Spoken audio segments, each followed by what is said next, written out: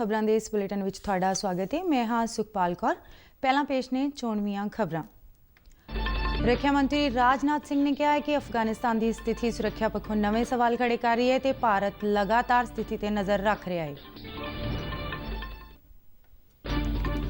लोक सभा स्पीकर ओम बिरला ने कहा कि जम्मू कश्मीर में हेठले पद्धर तक लोकतंत्री संस्थावां नाल संसद के मेलजोल में वड्डा इजाफा होया है। जम्मू कश्मीर के पुंछ जिले कंट्रोल रेखा लगे भारतीय फौज ने घुसपैठ की कोशिश को नाकाम करदियां एक अतवादी को मार मुकाया। सुप्रीम कोर्ट ने केंद्र ते सूबा सरकारां ते केंद्र शासित प्रदेशों वालों अपने दोवें मां बाप या मां या बाप चों एक नूं गवा चुके बच्चों को राहत देने लई चुके गए कदमां ते तसल्ली जाहिर की। टोक्यो पैरालंपिक्स विच भारत का शानदार प्रदर्शन जारी। भारत के सुमित अंतिल ने भाला सुट्टण विच सोने का मैडल हासिल किया। अवनी लेखरा ने निशानेबाजी विच जित्तिया सोन तगमा। ते हुण खबरां विस्तार नाल। रक्षा मंत्री राजनाथ सिंह ने कहा है कि अफगानिस्तान की स्थिति सुरक्षा पक्षों नवे सवाल खड़े कर रही है तो भारत लगातार स्थिति पर नज़र रख रहा है। अज पंजाब यूनिवर्सिटी चंडीगढ़ विच बलराम जी दास टंडन मैमोरीयल लैक्चर में संबोधन करदे उन्होंने कहा कि सरकार भारतीयों की सुरक्षा के नाल ये भी यकीनी बनाना चाहती है कि राष्ट्र विरोधी ताकतां अफगानिस्तान स्थिति का फायदा उठाउंदियां सरहदों पार अतवाद नूं हलाशेरी ना देण। सरहदी सुरक्षा विषय ते लैक्चर दौरान राजनाथ सिंह ने कहा कि भारत नूं आज़ादी मिलण तो बाद ही कई भारत विरोधी ताकतां ने साडे देश विच अस्थिरता का माहौल बनाउण की कोशिश की। उन्होंने अगे कहा कि पाकिस्तान की धरती तो इस पासे वाल जबरदस्त कोशिशां होईयां पर भारतीय फौज और सुरक्षा बलों ने हर एक चुनौती का सामना ही नहीं किया, सगों इन्हां दा मूंह तोड़ जवाब दिता। रक्षा मंत्री ने कहा कि भारत ते पाकिस्तान LOC ते गोलीबंदी लई राजी होए ਅਤੇ ਦੋਵਾਂ मुल्कों विचाले बेभरोसगी सदका भारत इंतजार करो ते वेखो की नीति अपना रहा है। उन्होंने उम्मीद जाहिर की क्यों जो जम्मू और कश्मीर में धारा 370 और 35 हटा दित्तियां गई ने, इस करके कश्मीर में अतवाद समाप्त हो जाएगा। उन्होंने कहा कि धारा 370 और 35 लागू होने करके ही वखवादी शक्तियों को ताकत मिल रही सी।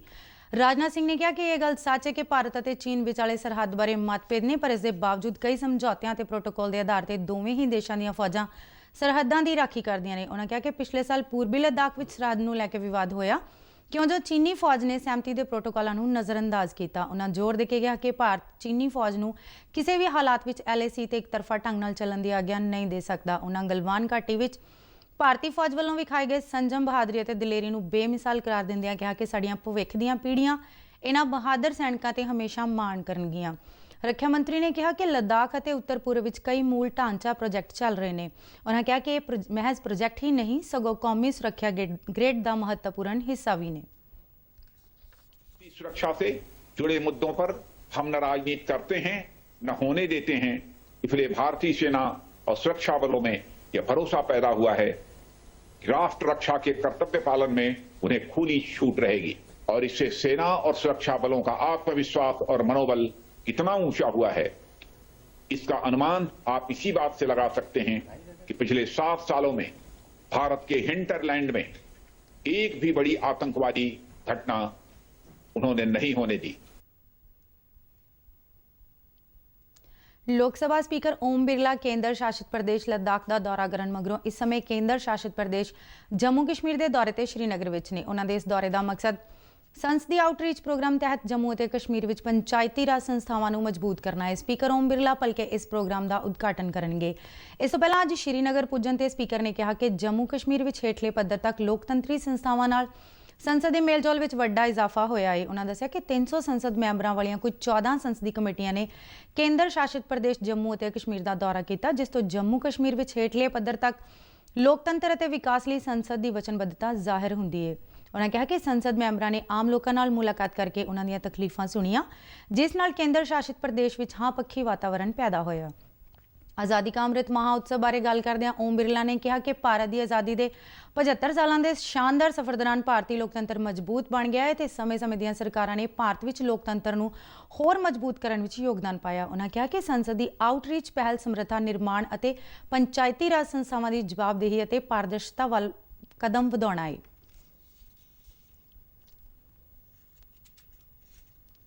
जम्मू कश्मीर के पुंछ जिले कंट्रोल रेखा लागे भारतीय फौज ने घुसपैठ की कोशिश को नाकाम करदे एक अतवादी नूं मार गिराया। जम्मू स्थित रखिया बुलारे लैफ्टिनेंट कर्नल देवेंद्र आनंद ने जम्मू विच दस्सिया कि कंट्रोल रेखा पारों पुंछ सैक्टर विच अतवादियों ने भारत विच घुसपैठ करने की कोशिश की। भारतीय फौज के चौकस जवानों ने एकीकृत निगरान ग्रिड की मदद नाल इसका पता लगाया तो अतवादियों नूं चुनौती दी, जिस मगरों अतवादियों ते फौजी जवानों विचाले गैगज फायरिंग हुई। बाद विच इस थां तो एक अतवादी की लाश के नाल एक AK-47 भी बरामद की गई। बुलारे अनुसार खबरां लिखे जाने तक ऑपरेशन जारी सी।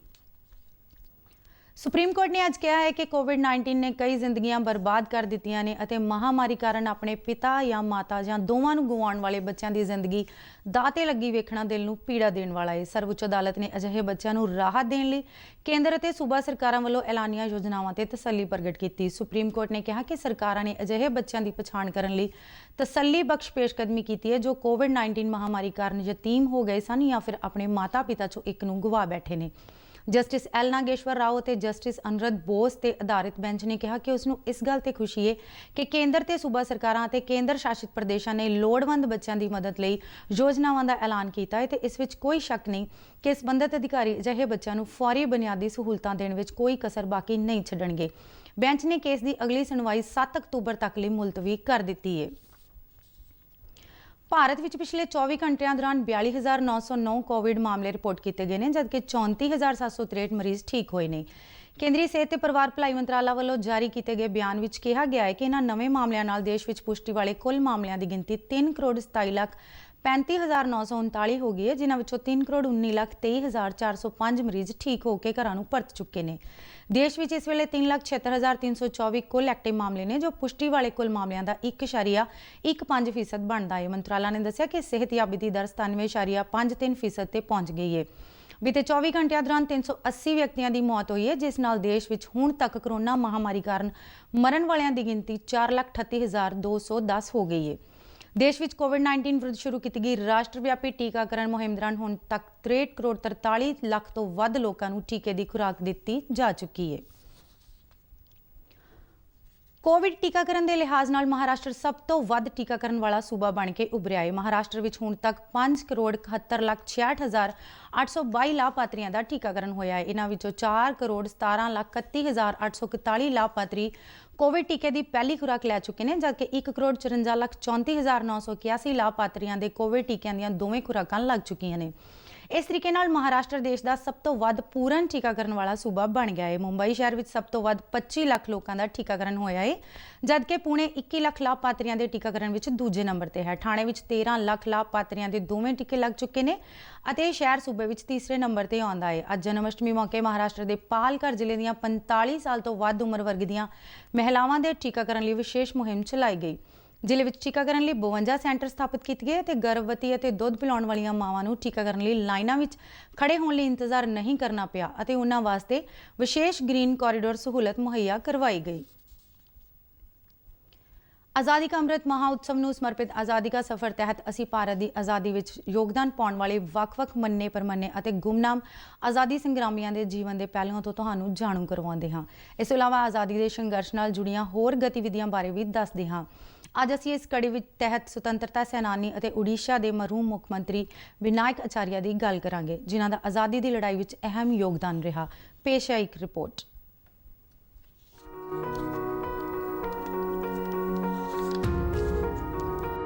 ਅੱਜ ਅਸੀਂ ਗੱਲ ਕਰਾਂਗੇ ਸੁਤੰਤਰਤਾ ਸੈਨਾਨੀ ਅਤੇ ਉੜੀਸਾ ਦੇ ਮਰਹੂਮ ਮੁੱਖ ਮੰਤਰੀ ਵਿਨਾਇਕ ਆਚਾਰਿਆ ਦੀ। ਇਹਨਾਂ ਦਾ ਜਨਮ 30 ਅਗਸਤ 1918 ਨੂੰ ਉੜੀਸਾ ਦੇ ਬ੍ਰਹਮਪੁਰ ਵਿੱਚ ਹੋਇਆ ਸੀ। ਪਿਆਰ ਨਾਲ ਉਹਨਾਂ ਨੂੰ ਉੜੀਸਾ ਦਾ ਆਜ਼ਾਦ ਸ਼ਤਰੂ ਵੀ ਕਿਹਾ ਜਾਂਦਾ ਹੈ, ਯਾਨੀ ਅਜਿਹਾ ਵਿਅਕਤੀ ਜੋ ਦੋਸਤਾਂ ਦਾ ਹੀ ਨਹੀਂ ਬਲਕਿ ਦੁਸ਼ਮਣਾਂ ਦਾ ਵੀ ਦਿਲ ਜਿੱਤ ਲਵੇ।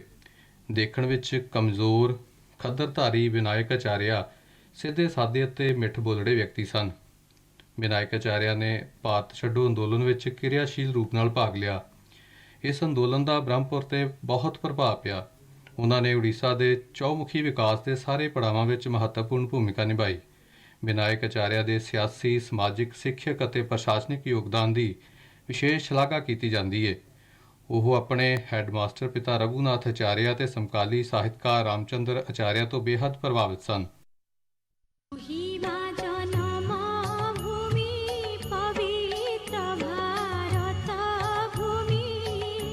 तोहर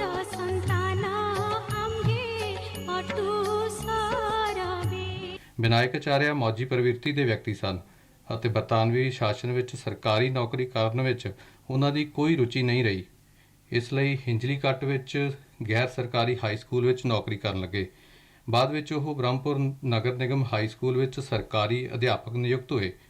ਦ੍ਰਿੜਤਾ ਉਹਨਾਂ ਦਾ ਪ੍ਰਮੁੱਖ ਗੁਣ ਸੀ ਅਤੇ ਉਹ ਆਪਣੇ ਖੇਤਰ ਵਿੱਚ ਬਹੁਤ ਭਰੋਸੇਯੋਗ ਅਤੇ ਵਿਹਾਰਕ ਨੇਤਾ ਸਨ। ਸਮਾਜਵਾਦ ਵੱਲ ਆਕਰਸ਼ਿਤ ਵਿਨਾਇਕ ਆਚਾਰਿਆ ਸੱਚੇ ਗਾਂਧੀਵਾਦੀ ਸਨ।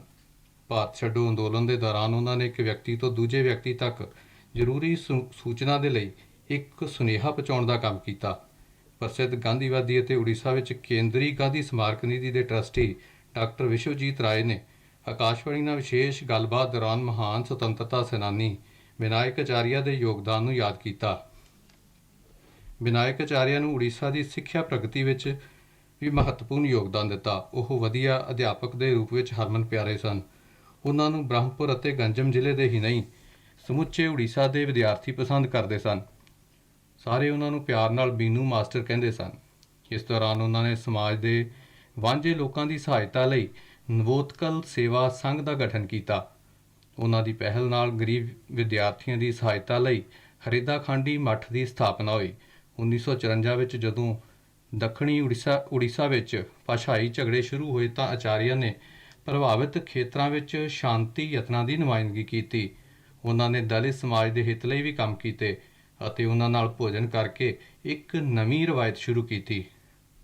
ਆਚਾਰਿਆ ਸਿੱਖਿਆ ਦੇ ਵਿਕਾਸ, ਦੇਸ਼ ਦੀ ਪ੍ਰਭੂਸੱਤਾ, ਧਰਮ ਨਿਰਪੱਖਤਾ, ਕੌਮੀ ਏਕਤਾ ਅਤੇ ਵਰਗ ਭੇਦ ਦੇ ਖਾਤਮੇ ਲਈ ਸਦਾ ਪ੍ਰਤੀਬੱਧ ਰਹੇ। 1976 ਤੋਂ 1977 ਤੱਕ ਮੁੱਖ ਮੰਤਰੀ ਦੇ ਅਹੁਦੇ ਤੇ ਰਹਿੰਦੇ ਹੋਏ ਵਿਨਾਇਕ ਆਚਾਰਿਆ ਨੇ ਪ੍ਰਾਇਮਰੀ ਸਿੱਖਿਆ ਤੇ ਵਿਸ਼ੇਸ਼ ਧਿਆਨ ਦਿੱਤਾ ਅਤੇ ਪੂਰੇ ਯਤਨ ਕੀਤੇ ਕਿ ਬੱਚੇ ਸਕੂਲ ਦੀ ਪੜ੍ਹਾਈ ਵਿਚਾਲੇ ਨਾ ਛੱਡਣ। 11 ਦਸੰਬਰ 1983 ਨੂੰ ਆਚਾਰਿਆ ਜੀ ਦਾ ਦੇਹਾਂਤ ਹੋ ਗਿਆ, ਪਰ ਉਹਨਾਂ ਦੇ ਕੰਮ ਅੱਜ ਵੀ ਪ੍ਰੇਰਣਾ ਸਰੋਤ ਨੇ।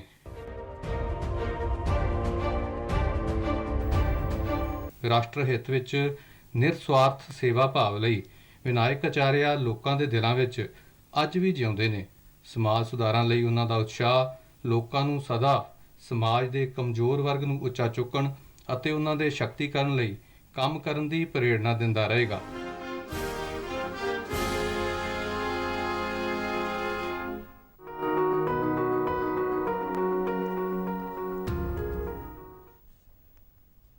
ਟੋਕੀਓ ਵਿੱਚ ਚੱਲ ਰਹੀਆਂ ਪੈਰਾਲੰਪਿਕ ਖੇਡਾਂ ਵਿੱਚ ਭਾਰਤ ਦਾ ਸ਼ਾਨਦਾਰ ਪ੍ਰਦਰਸ਼ਨ ਲਗਾਤਾਰ ਜਾਰੀ ਹੈ। ਭਾਰਤ ਦੇ ਸੁਮਿਤ ਅੰਤਲ ਨੇ ਭਾਲਾ ਸੁੱਟਣ ਵਿੱਚ ਸੋਨੇ ਦਾ ਮੈਡਲ ਹਾਸਲ ਕੀਤਾ। ਉਸਨੇ 68.55 ਮੀਟਰ ਦੂਰ ਭਾਲਾ ਸੁੱਟ ਕੇ ਸੋਨੇ ਦਾ ਮੈਡਲ ਜਿੱਤਣ ਦੇ ਨਾਲ-ਨਾਲ ਨਵਾਂ ਰਿਕਾਰਡ ਵੀ ਸਥਾਪਿਤ ਕੀਤਾ। ਪੈਰਾਲੰਪਿਕਸ ਖੇਡਾਂ ਵਿੱਚ ਇਹ ਭਾਰਤ ਦਾ 7ਵਾਂ ਮੈਡਲ ਹੈ। ਇਸ ਤੋਂ ਪਹਿਲਾਂ ਭਾਰਤ ਦੀ ਅਵਨੀ ਲੇਖਰਾ ਨੇ 10 ਮੀਟਰ 에ਅਰ ਰਾਈਫਲ ਸਟੈਂਡਿੰਗ ਨਿਸ਼ਾਨੇਬਾਜ਼ੀ ਵਿੱਚ ਸੋਨ ਤਗਮਾ ਹਾਸਲ ਕਰਕੇ ਇਹਨਾਂ ਖੇਡਾਂ ਵਿੱਚ ਨਵਾਂ ਇਤਿਹਾਸ ਰਚਿਆ। ਡਿਸਕਸ ਥਰੋ ਵਿੱਚ ਵੀ ਭਾਰਤ ਦੇ ਯੋਗੇਸ਼ ਕਥੂਨੀਆ ਅਤੇ ਨੇਜਾ ਸੁੱਟਣ ਦੇ ਮੁਕਾਬਲੇ ਵਿੱਚ ਦੇਵੇਂਦਰ ਝਜਰੀਆ ਨੇ ਚਾਂਦੀ ਅਤੇ ਸੁੰਦਰ ਸਿੰਘ ਗੁਰਜਰ ਨੇ ਕਾਂਸੇ ਦਾ ਤਗਮਾ ਜਿੱਤਿਆ। ਇਸ ਤੋਂ ਪਹਿਲਾਂ ਭਾਰਤ ਦੇ 2 ਐਥਲੀਟਾਂ ਭਾਵਨਾ ਪਟੇਲ ਨੇ ਟੇਬਲ ਟੈਨਿਸ ਅਤੇ ਨਿਸ਼ਾਦ ਕੁਮਾਰ ਨੇ ਲੌਂਗ ਜੰਪ ਵਿੱਚ ਚਾਂਦੀ ਦੇ ਤਗਮੇ ਜਿੱਤ ਕੇ ਭਾਰਤ ਨੂੰ ਸ਼ਾਨਦਾਰ ਕਾਮਯਾਬੀ ਦੀ ਰਾਹ ਤੇ ਤੋਰਿਆ ਸੀ। ਭਾਰਤ ਹੁਣ ਤੱਕ ਇਹਨਾਂ ਖੇਡਾਂ ਵਿੱਚ ਸੋਨੇ ਦੇ 2, ਚਾਂਦੀ ਦੇ 4 ਤੇ ਕਾਂਸੀ ਦਾ 1 ਤਗਮਾ ਹਾਸਲ ਕਰ ਚੁੱਕਿਆ ਹੈ। ਅੱਜ ਦੇਸ਼ ਭਰ ਵਿੱਚ ਭਗਵਾਨ ਸ਼੍ਰੀ ਕ੍ਰਿਸ਼ਨ ਦਾ ਜਨਮ ਦਾ ਪ੍ਰਤੀਕ ਤਿਉਹਾਰ ਜਨਮ ਅਸ਼ਟਮੀ ਮਨਾਇਆ ਜਾ ਰਿਹਾ ਹੈ। ਮੰਦਰਾਂ ਨੂੰ ਬਹੁਤ ਹੀ ਖੂਬਸੂਰਤ ਢੰਗ ਨਾਲ ਸਜਾਇਆ ਗਿਆ ਹੈ ਅਤੇ ਸਵੇਰ ਤੋਂ ਹੀ ਮੰਦਰਾਂ ਵਿੱਚ ਸ਼ਰਧਾਲੂਆਂ ਦਾ ਤਾਂਤਾ ਲੱਗਿਆ ਹੋਇਆ ਹੈ। ਪੰਜਾਬ ਵਿੱਚ ਬਠਿੰਡਾ ਵਿੱਚ ਪਹਿਲੀ ਵਾਰ ਹੋਇਆ ਹੈ ਕਿ ਜਨਮ ਅਸ਼ਟਮੀ ਦੇ ਤਿਉਹਾਰ ਨੂੰ ਵੱਡੇ ਢੰਗ ਨਾਲ ਮਨਾਇਆ ਜਾ ਰਿਹਾ ਹੋਵੇ। ਸ਼ਹਿਰ ਦੇ ਸਾਰੇ ਬਾਜ਼ਾਰਾਂ ਨੂੰ ਖੂਬਸੂਰਤ ਦਿੱਖ ਦਿੱਤੀ ਗਈ ਅਤੇ ਰਾਤ ਸਮੇਂ ਬਾਜ਼ਾਰਾਂ ਅੰਦਰ ਜਗਦੀਆਂ ਸਜਾਵਟੀ ਲਾਈਟਾਂ ਅਦਭੁਤ ਨਜ਼ਾਰਾ ਪੇਸ਼ ਕਰ ਰਹੀਆਂ ਨੇ। ਬੀਤੀ ਰਾਤ ਬਠਿੰਡਾ ਦੇ ਮਾਲ ਰੋਡ ਤੇ ਜਨਮ ਅਸ਼ਟਮੀ ਦੇ ਸੰਬੰਧ ਵਿੱਚ ਸਮਾਗਮ ਕੀਤਾ ਗਿਆ, ਜਿਸ ਵਿੱਚ ਭਗਵਾਨ ਕ੍ਰਿਸ਼ਨ ਦੇ ਜੀਵਨ ਤੇ ਵਿਸ਼ੇਸ਼ ਲੇਜ਼ਰ ਲਾਈਟ ਸ਼ੋਅ ਦਿਖਾਇਆ ਗਿਆ ਤੇ ਸ਼੍ਰੀ ਕ੍ਰਿਸ਼ਨ ਦੀ ਮਹਿਮਾ ਨੂੰ ਦਰਸਾਉਂਦੀਆਂ ਝਾਕੀਆਂ ਪੇਸ਼ ਕੀਤੀਆਂ ਗਈਆਂ। ਇਸ ਦੇ ਨਾਲ ਹੀ ਸੰਗੀਤ ਭਗਤੀ ਦਾ ਪ੍ਰੋਗਰਾਮ ਦੇਰ ਰਾਤ ਤੱਕ ਚੱਲਿਆ। ਖਬਰਾਂ ਦੇ ਬੁਲੇਟਿਨ ਸਾਡੇ ਦਰਸ਼ਕ RNU DDK ਜਲੰਧਰ ਦੇ YouTube ਚੈਨਲ, Facebook ਪੇਜ ਅਤੇ Twitter ਹੈਂਡਲ ਤੇ ਵੀ ਦੇਖ ਸਕਦੇ ਨੇ। ਇਸ ਦੇ ਨਾਲ ਹੀ ਖਬਰਾਂ ਦਾ ਇਹ ਬੁਲੇਟਿਨ ਸਮਾਪਤ ਹੁੰਦਾ ਹੈ। ਆਗਿਆ ਦਿਓ। ਨਮਸਕਾਰ।